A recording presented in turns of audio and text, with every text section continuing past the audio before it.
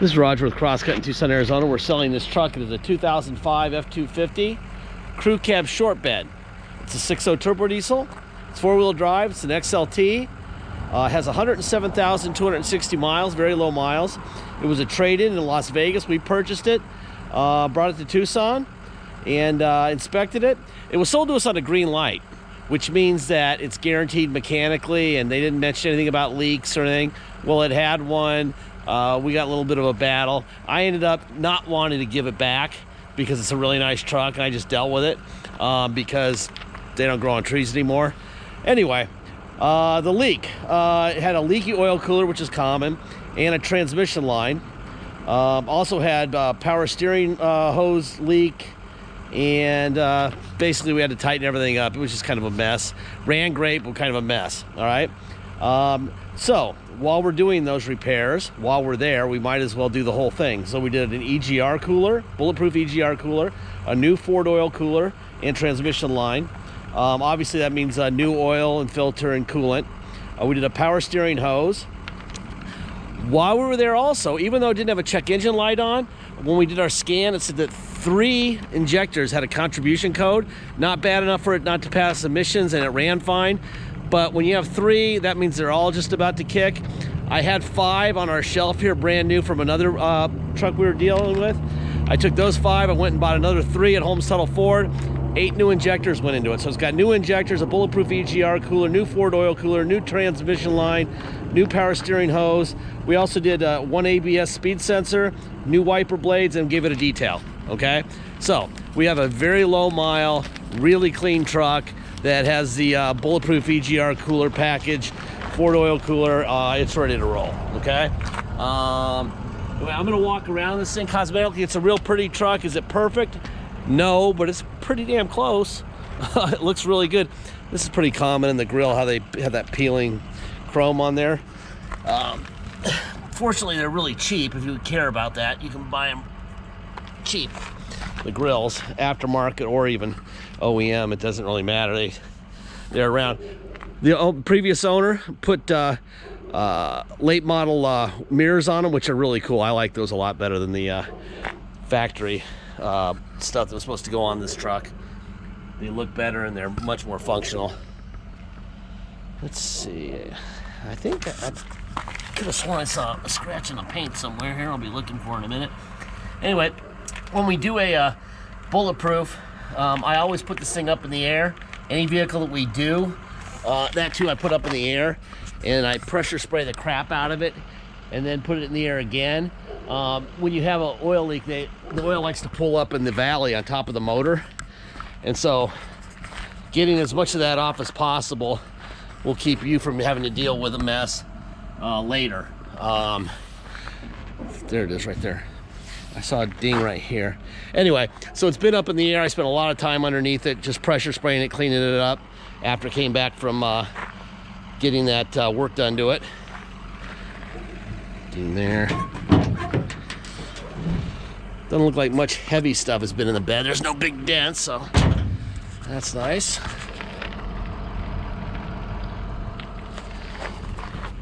Had this thing down I-10 yesterday. Went from here at Prince Road and I-10 exit up to Cortero Farms, which is, I don't know, it's about a 15-20 mile round trip. Doing about 80 something-ish, maybe a little more. Just so I could feel exactly how well it ran. It ran great, which is what you would expect, but it's my job to make sure. 107,338 miles on the truck now.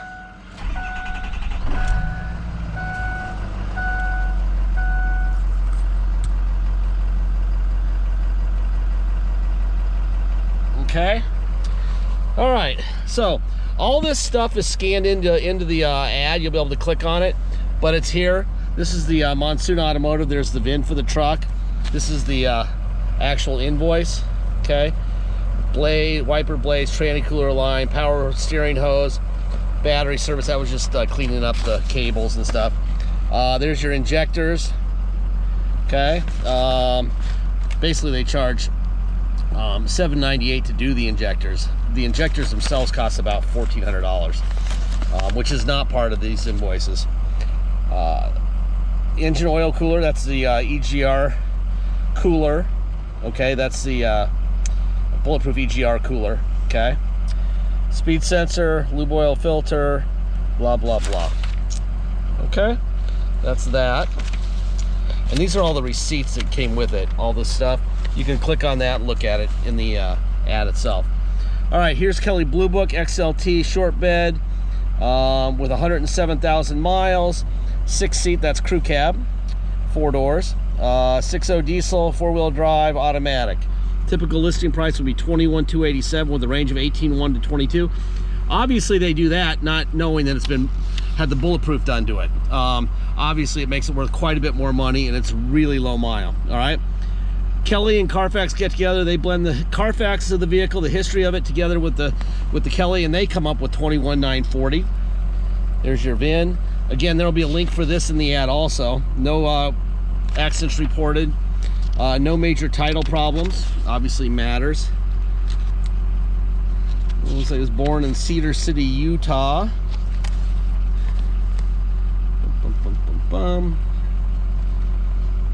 Boring Carfax, which is fine.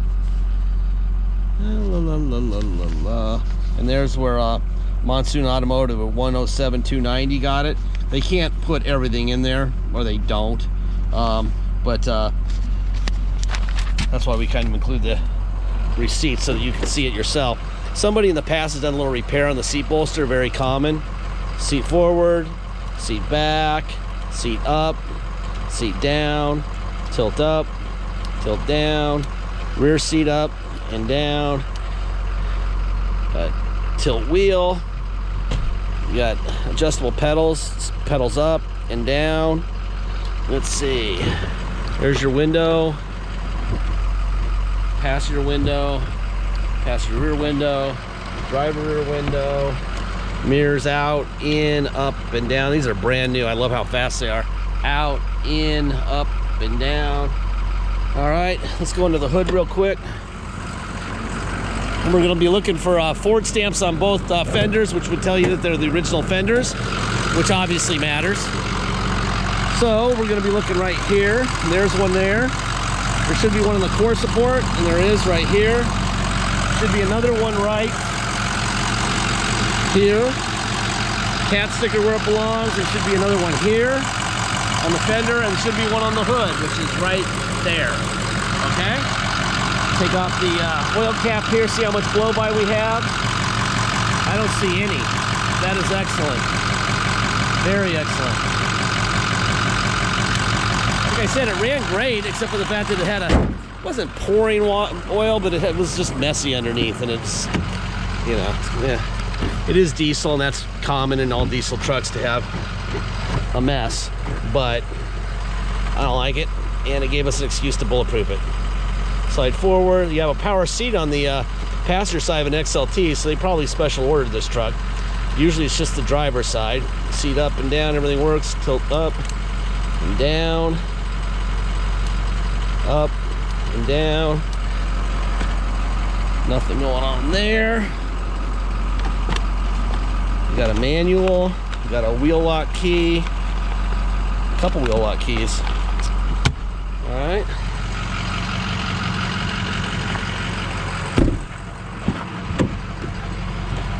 Window up and down.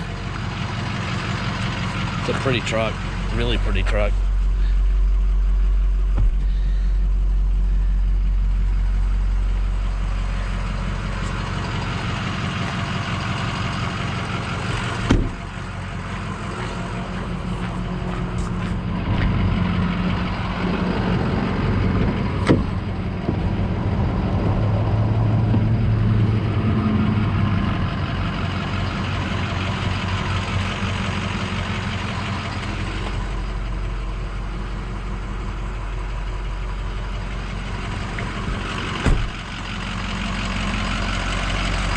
There was a little bit of rust from like right here to right here. Someone painted a little bit from like right here to here. Very common on the driver door of trucks, but that's hardly anything. I don't even know if I'd have bothered doing that if I were him. But my job in these videos is to point stuff out, not to hide stuff. I do know that I took a bunch of, like, I don't know where Cedar City, Utah is as far as the mud world is. But it had like this clayish mud on the bottom that's stained everywhere. It took forever to get off my floor in my garage too here. Let's see. There's your AC going.